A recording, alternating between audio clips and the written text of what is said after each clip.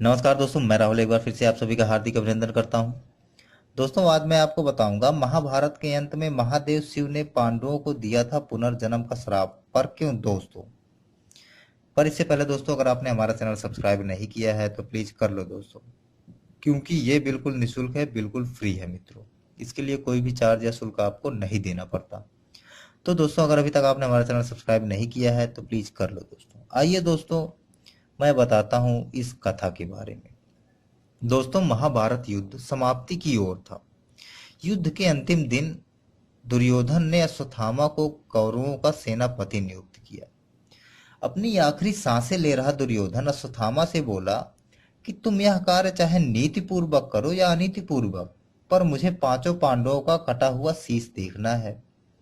दोस्तों, दुर्योधन को वचन देकर अश्वत्थामा अपने बचे हुए कुछ सेना नायकों के साथ पांडवों के मृत्यु का षड्यंत्र रचने लगा।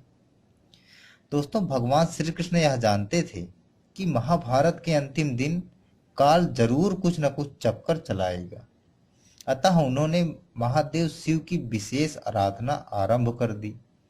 दोस्तों, श्री कृष्ण ने भगवान शिव की स्तुति करते हुए कहा, हे आदिदेव महादेव शिव, आप ही पूरे सृष्टि के सृजन करता हो और विनाश करता भी। सभी पापों से मुक्ति दिलाने वाले और अपने भक्तों पर शीघ्र प्रसन्न हो जाने वाले भोलेनाथ, मैं आपके चरणों में अपना शीश नवाता हूँ। हे देवाधिदेव, पांडव मेरे शरण में हैं, अतः उनकी हर कष्टों से रक्षा करें। दोस्तों, भगवान कृष्ण द्वारा स्वयं महादेव की स्तुति करने पर महादेव तुरंत नंदी पे सवार होकर उनके समक्ष प्रकट हुए तथा हाथ में त्रिशूल धारण किए पांडवों के शिविर के बाहर उनकी रक्षा करने लगे। दोस्तों, सभी पांडव उस समय शिविर के नजदीक ही स्थित नदी में स्नान कर रहे थे।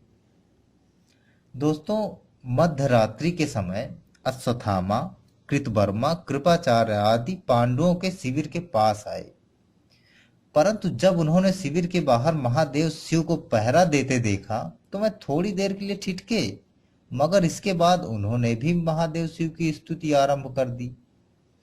दोस्तों, महादेव तो अवघड़दानी ठहरे। महादेव तो अपने हर किसी भक्त पर अतिशीघ्र प्रसन्न हो जाते हैं। अतः वह उन तीनों पर भी प्रसन्न हो गए तथा उन्होंने अश्वत्थामा से वरदान मांगने को कहा। दोस्तों, अश्वत्थामा ने भगवान शिव से दो वरदान मांगे। उसने पहला वरदान तो भगवान शिव से यह मांगा कि मुझे एक ऐसा खड्ग मिले जिसके साधारण प्रहार से भी संसार का बड़े से बड़ा महारथी दो भागों में विभक्त हो जाए। वहीं दोस्तों, दूसरा वरदान अश्वत्थामा ने यह मांगा कि वह एक रात्रि के लिए पांडवों के शिविर में निर्भय होकर जाना चाहता है। दोस्तों, भगवान शिव ने अश्वत्थामा के वरदान के अनुरूप उसे एक शक्तिशाली तलवार दी तथा उन्हें पांडव के शिविर में जाने की आज्ञा भी दे दी। दोस्तों, फिर अश्वत्थामा ने अपने दोनों साथियों के साथ पांडवों के शिविर में घुसकर धृष्टद्युम्न और इनके साथ पांडवों के पुत्रों का वध कर दिया। इसके बाद वह तीनों पांडवों के पुत्रों के शीश कटे हुए लेकर वापस लौट आए। दोस्तों, शिविर में अकेले बचे पार्षद सूद ने इस जनसंहार की खबर पांडवों को दी। दोस्तों, जब ये खबर पांडवों ने सुनी तो वह शोक में आ गए तथा वह ये सोचने लगे कि स्वयं महादेव के रहते किसने शिविर में घुसकर हमारे पुत्रों की हत्या करी। हो न हो या स्वयं महादेव ही हैं जिन्होंने हमारे पुत्रों की हत्या करी है।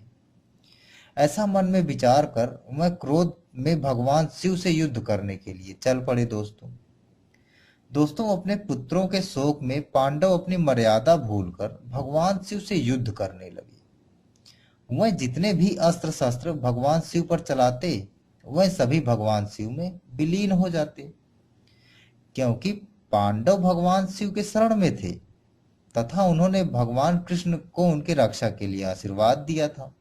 अतः भगवान शिव शांत भाव से पांडवों की मूर्खता को देख रहे थे।